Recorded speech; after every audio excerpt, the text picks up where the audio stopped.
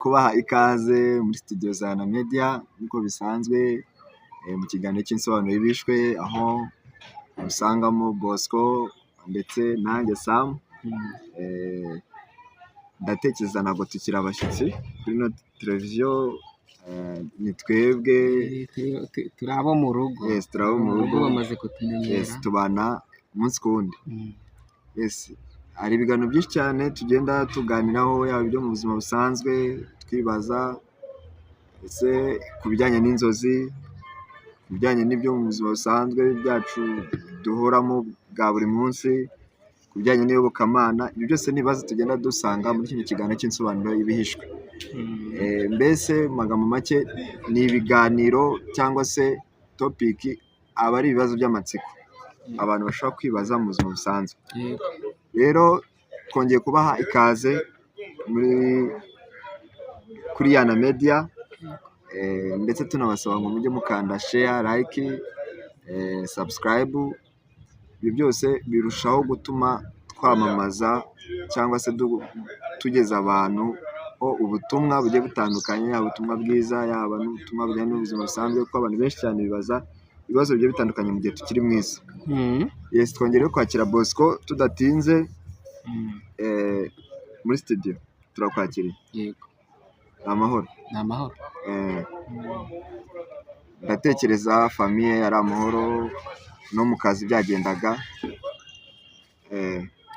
Ndatekereza ibintu byose ari amahoro. Turashima Imana. Yego. Imana ituguye neza. Umufasha utabura kuboneka mu byago no mu makuba. Biravuga ngo nicyo gituma tutazatinya naho isi yakurwa hayo. Yego. Byose naho byahinduka. Yego. Imana ntabwo igihinduka, kandi iyo tuyizeye ibasha gukora iby'ubutwari. Yes. Dushimiye Imana rero gikomeje kuturinda. Katugaruke mu kiganiro cyacu nk'uko bisanzwe, niho tugenda tugaruka ku bibazo bigiye bitandukanye. Yego. Insobanuro y'ibishwe. Hari ikibazo nibaza, ndetse n'undi ushobora gusanga muri bano baba badukurikiye cyangwa se n'abazadukurikira, abo bari bamaze iminsi bakibaza cyangwa se barakibajijeho. Ikibazo kiragira giti: ese ko abantu bavuga ko icyaha Satani yakoze ari uko yababajwe n'uko Imana yaremye umuntu itabanje kumugisha inama, ese ibyo bintu byaba ari byo? Nibyo byatumye Imana Yes, imumanura ikamukura mu ijuru. Yes. Icyo ni ikibazo gikomeye cyane. Kandi koko twumva abantu, hari indirimbo zibivuga, Yego. tukumva n'abantu babyigisha, bakavuga ngo Imana yaremye umuntu, Yego. bituma Satani arakara. Kubera ko Satani ngo yari azi ko ari we muntu, yari azi ko ari we kiremwa gifite imbaraga, Yes. kiri hejuru y'ibiremwa byose. Kandi Bibiliya ivuga ko Satani cyari ikiremwa Imana, ni ikiremwa Imana yakoze mu bwiza butangaje, imuha ubwenge, imuha ubushobozi, imuha ibintu bikomeye cyane. Yego. Noneho ngo yarahagarariye ingabo zo mu ijuru zose mu butware, mu mbaraga, mu gukomera. Ngo yari afite ibintu byiza byose.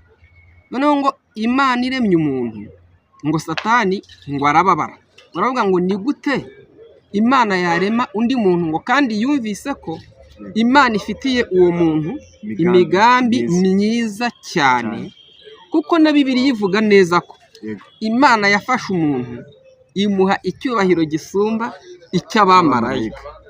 Noneho abantu basobanura ibintu byinshi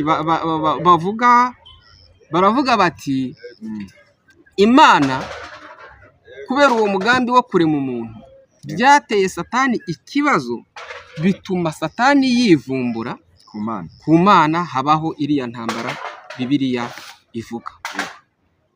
None urambajije koko byaba ari byo cyangwa hari ikindi cyaha Satani yakoze cyihishe inyuma tutazi, cyatumye Imana imukura mu bwami yari arimo ikamujugunya. Iki ni ikibazo gikomeye, abantu bashobora kubyumva uko bashaka cyangwa uko babifata bikurikije n'ahantu bakuye amakuru, ariko twebweho amakuru ku kintu cyabaye nta handi tuyasanga uretse muri Bibiliya. Rero abizera bakwiye kwizera Bibiliya nk'igitabo Imana yatanze cyerekana amakuru Imana yashatse ko abantu bamenya, kandi twe twemera ko Bibiliya ari ukuri, itabeshya, irimo ibintu byavuye ku Mana. Tugifata nk'igitabo cyahumetse ibyanditswe byera. Ni ukuvuga ngo iyo ufashe amakuru atanditse muri Bibiliya noneho ugashaka ko ayo makuru ariyo usobanuza ibyanditswe, ukagaragaza nk'aho Bibiliya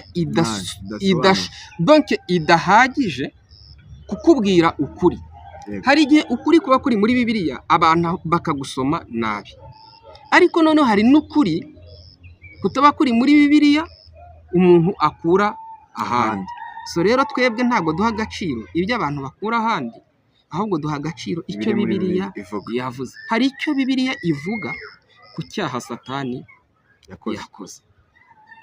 Icyo rero nicyo tugomba gufata nk'ukuri kw'ibyatumye ava mu ijuru. Naho ibindi byose, ubundi iki gitekerezo cyo kuvuga ko Satani yarakaye ko Imana yaremye umuntu itayigishije inama, ni ibitekerezo by'abantu se byavuye. Donc mu myizerere y'Abasilamu, mu gitabo cyabo bavuga ko Satani yarakajwe n'uko Imana yaremye umuntu muri culture Islamique. Niho ibyo bitekerezo jambo rirananditse muri Bibiliya, muri Korowani ifite uburyo ivuga uko Satani yivumbiye ku Mana kubera kuremwa k'umuntu. Noneho no mu mico y'Abayuda, mu idini rivuguruye ry'Abayuda b'iki gihe, hari idini rivuga icyo bitekerezo by'uko Imana yaremye umuntu itagishije Satani inama, bikaba ari byo byatumye Satani yivumbura. Izo ni aho hantu habiri iyo mitekerereze imeze gutyo yavuye. Ariko reka dusome Bibiliya tuvuge ku cyo Bibiliya ivuga ku cyaha cyo Satani yakoze. Ese tukiri aho, Korowani yo si Bibiliya? Oya, Korowani ntago. Ijambo Bibiliya bivuga igitabo cyangwa ihuriro ry'ibitabo, bibiliyoteke. Urumva igitabo cyose ushobora kucyita Bibiliya, ariko twebwe tuvuga ngo ni Bibiliya yera, bivuga ibyahumetswe n'Imana byera, ibyo twita twebwe ibyahumetswe n'Imana byera mu myizerere ya Kristo. Noneho reka dusome Bibiliya yera twumve icyo Bibiliya ibivugaho. Twasoma ahantu henshi, hari ahantu henshi babivuga, ariko ndashaka ko dusoma umurongo umwe kubera umwanya tuba dufite. Reka dusome Yesaya, igitabo cy'umuhanuzi Yesaya, ibice 14. Duhere ku murongo wa 12.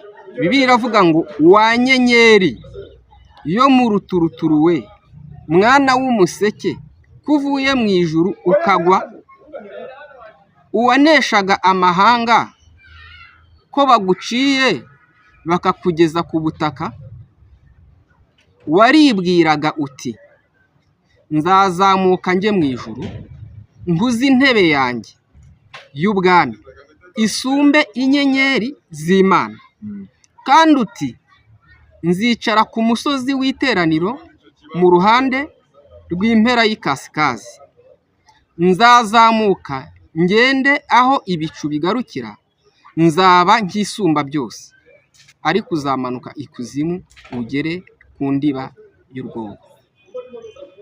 Voilà.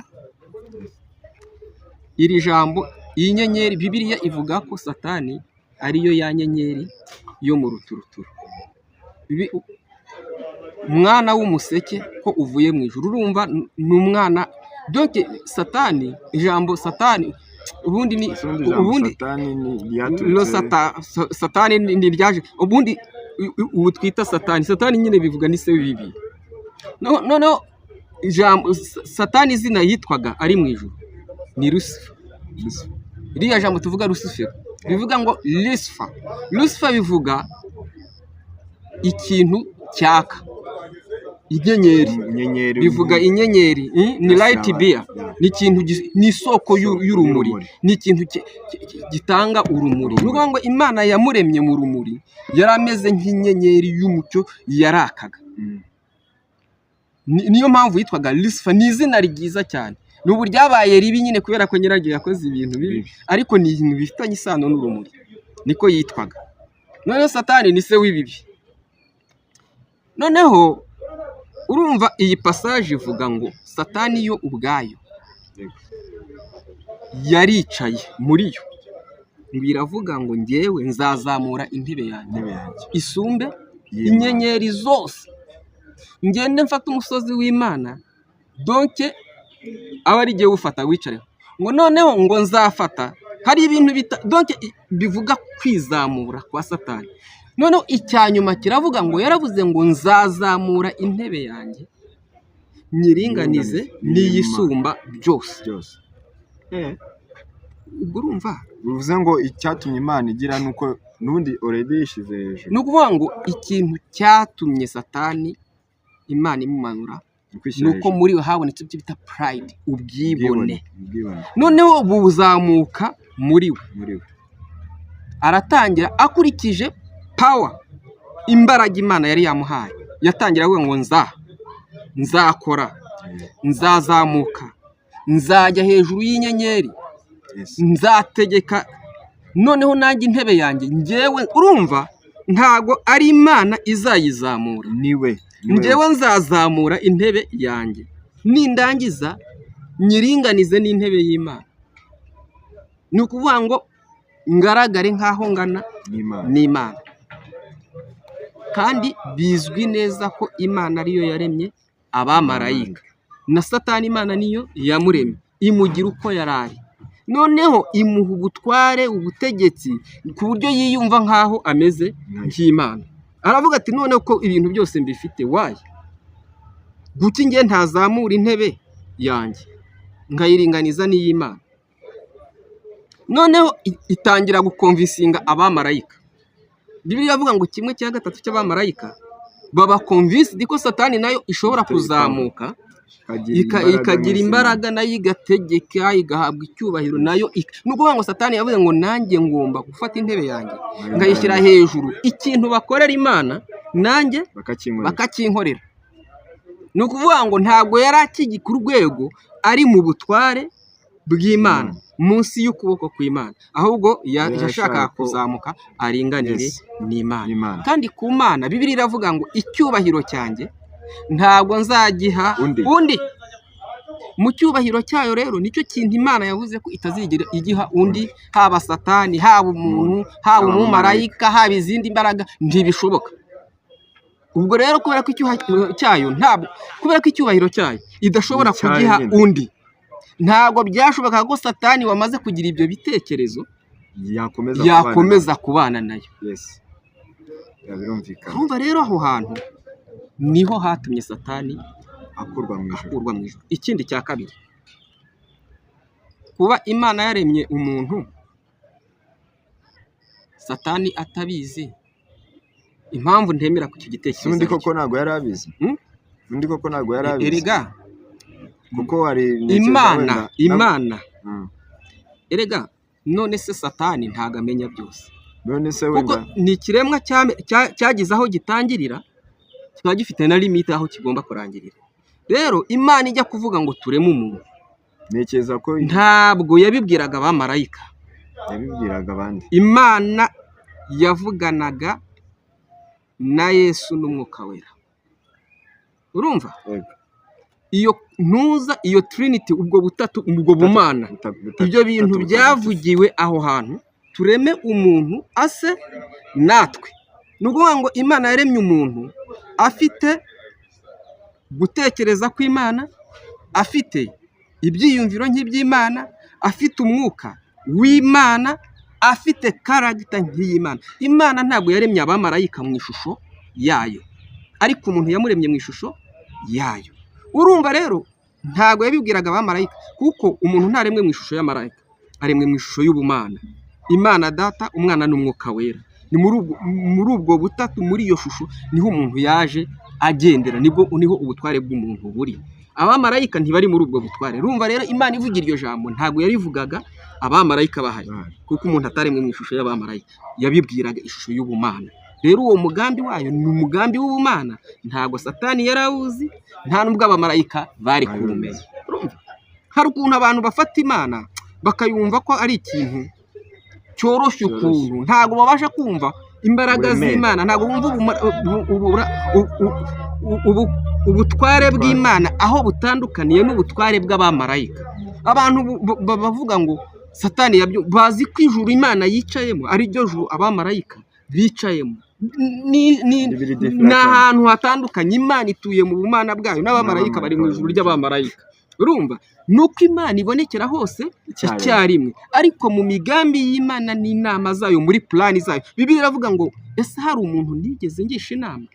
Nta muntu Imana ishobora kugisha inama, niko Bibiliya ivuga. Rero aho ngaho Satani n'abamarayika, cyangwa ijuru ry'abamarayika, the realm of angels, iri ukwayo, ariko Imana ishobora kwapiyaringamo, ariko ijuru ryayo n'abamarayika ntibarikandagiramo, ni mu ijuru ry'ubumana. So rero abantu rero bajya babifata ukagira ngo Imana ni mugenzi w'abamarayika bicarana bagashiringa nk'uku nguku.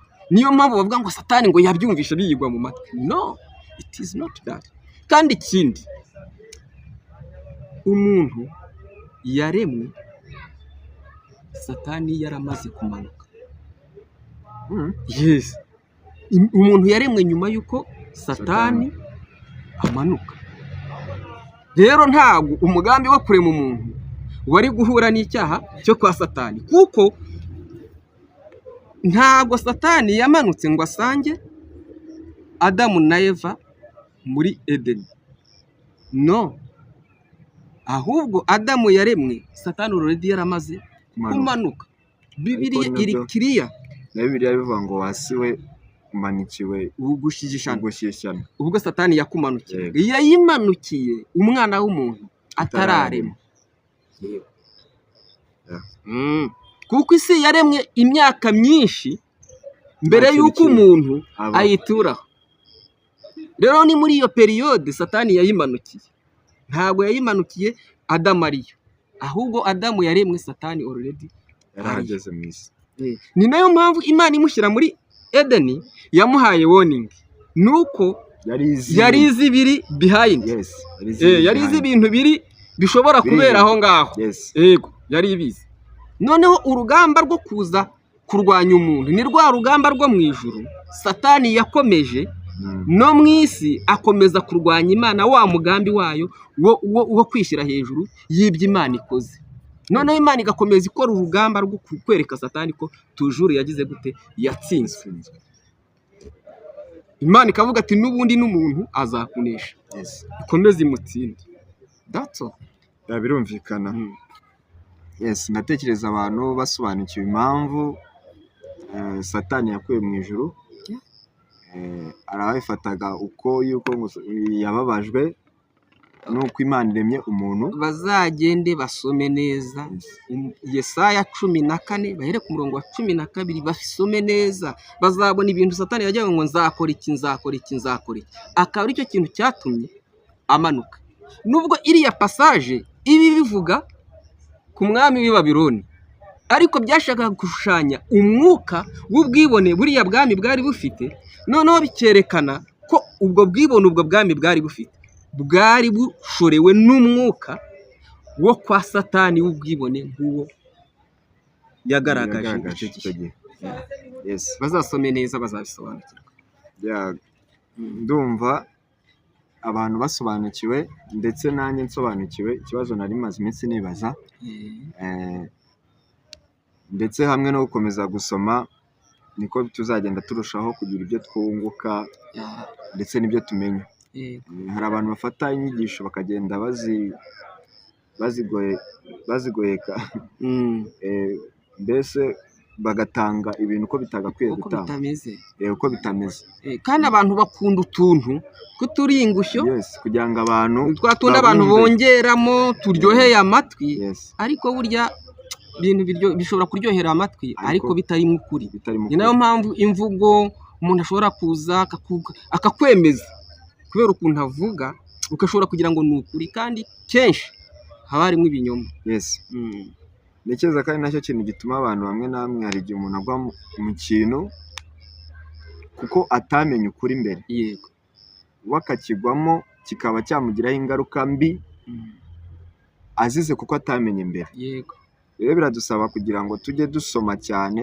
Ibi dushobora kuba twe tuvuze, dushobora kubivuga kumva ni akantu gatoya cyane, nawe ugomba gukora recherche, ukagenda ugashakisha, ugasoma, ukagira ibyo wunguka.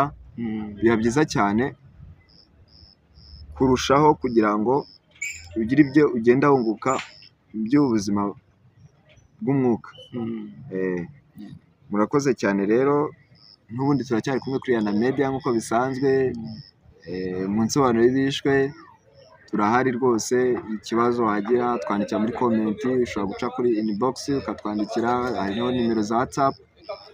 Ibi byose hose turahari. N'ikindi kibazo wagira, yaba mu bijyanye n'inzozi nk'uko bisanzwe tujya tubafasha, yaba ku bijyanye n'ibyo mu buzima bw'umwuka, ikibazo ushobora kugira, yaba n'ibyo mu buzima busanzwe, naho twandikira tukabafasha. Twavuga ngo Imana ikomeze kubaha umugisha kandi barinde, mubone amahoro. Imana ikingura inzugi zanyu, ibaha ubutware butuma mukingura inzugi zanyu zikinze. Mukomeze mutere imbere mu izina rya Yesu. Amen.